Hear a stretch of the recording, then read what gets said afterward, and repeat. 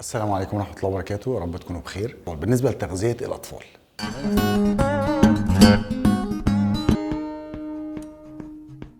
هنلاقي نفسنا بنتعامل مع 3 أنواع من الأطفال زيهم زي أي حد. طفل عنده نحافة أو عنده سمنة أو بيلعب رياضة. بالنسبة للطفل اللي بيلعب رياضة ده بنتعامل معاه عادي خالص زي أي حد، بنحسب السعرات بتاعته. لو هو الرياضة بتاعته بيبذل فيها مجهود كبير، يعني بيكون في جدول كده، انت لو متابع مع الدكتور او مع الكابتن بتاعه بيكون فاهم هو بيعمل ايه وبيحدد له السعرات بتاعته. مفيش عنده اي مشكله خالص الطفل اللي بيلعب رياضه ده، ما عدا نقطه واحده مهمه جدا. ايه هي؟ ان انا ما بدخلش مع الاطفال اي سبلمنت، مفيش اي مكملات طفل بيلعب رياضه بياخدها. الحاجه الوحيده اللي بنسمح بيها السبورت درينك، لان هو في الاخر بيكون عباره عن جلوكوز ومعادن بس. غير كده الطفل ما بياخدش اي مكملات، ولا بروتين بقى ولا كرياتين ولا فيش خالص الكلام ده. ده بالنسبه للطفل اللي بيلعب ايه؟ رياضه. لو الطفل عنده نحافه هنشوف هل هو الموضوع مرضي ولا هو مش بياكل، ما بيحبش الاكل، ما بيعرفش يقعد ياكل. هنشوف هنعرف منين ان هو مش مرضي. ان هنعمل له تحاليل. هو يا اما مثلا بيكون عنده ديدان فهنعمل له ستول تحليل براز، او بنعمل له تحليل صورة دم كاملة عشان نشوف لو عنده انيميا، وممكن نعمل له كمان فريتين اللي هو مخزون الحديد في الجسم. ده لو طفل عنده نحافة. لو بقى طفل عنده سمنة، هي دي المشكلة، والموضوع دلوقتي بقى منتشر شوية ان انت تلاقي اطفال عندهم سمنة. الطفل اللي عنده سمنة هو ما فيهاش برضه حاجة صعبة، ما فيهاش حاجة غريبة، بنتعامل برضه معاه عادي جدا بالسعرات. بس اهم نقطة هنا ان انا الطفل اللي عنده سمنة مفيش حاجة اسمها ان انا اقلل سعرات من طفل عشان خاطر هو وزنه زيادة. يعني ايه؟ انا دلوقتي لما اجي اعمل دايت لنفسي او لاي حد وزنه زايد، بنعمل ايه؟ بنقلل السعرات بتاعته عن اللي جسمه محتاجها عشان خاطر الجسم يبدأ يحرق شوية ويخس من اللي موجود وينزل من الدهون اللي موجودة عنده. صح؟ جميل.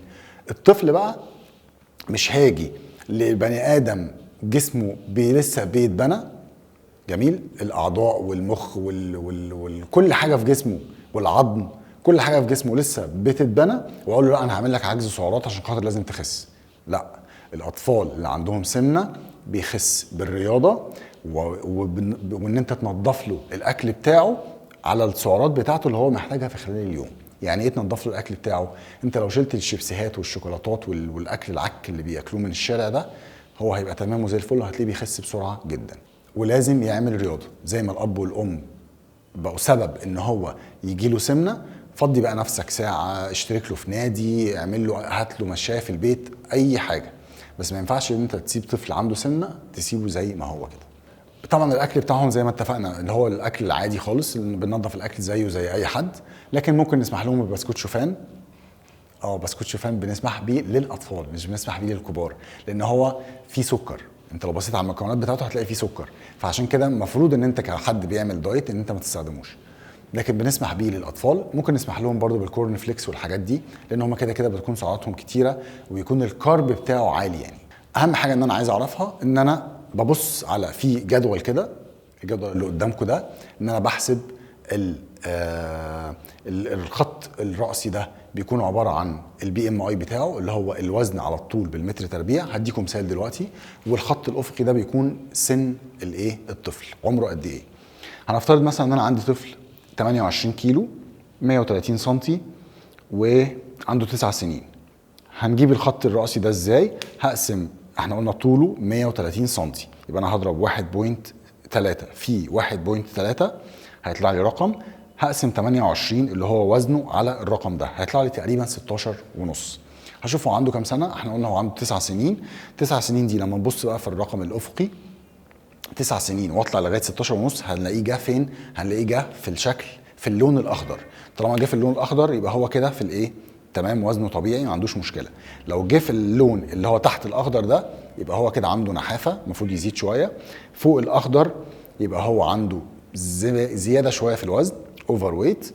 لو في المنطقه الحمراء اللي فوق خالص دي يبقى هو كده عنده سمنه ولازم يعمل زي ما اتفقنا ناخد بالنا من اكله ونعمل له دايت مظبوط. يا رب تكونوا استفدتوا، واشوفكم على خير ان شاء الله المره الجايه، وهقول لكم على شويه نصايح لو الطفل مش بيحب الاكل نعمل ايه.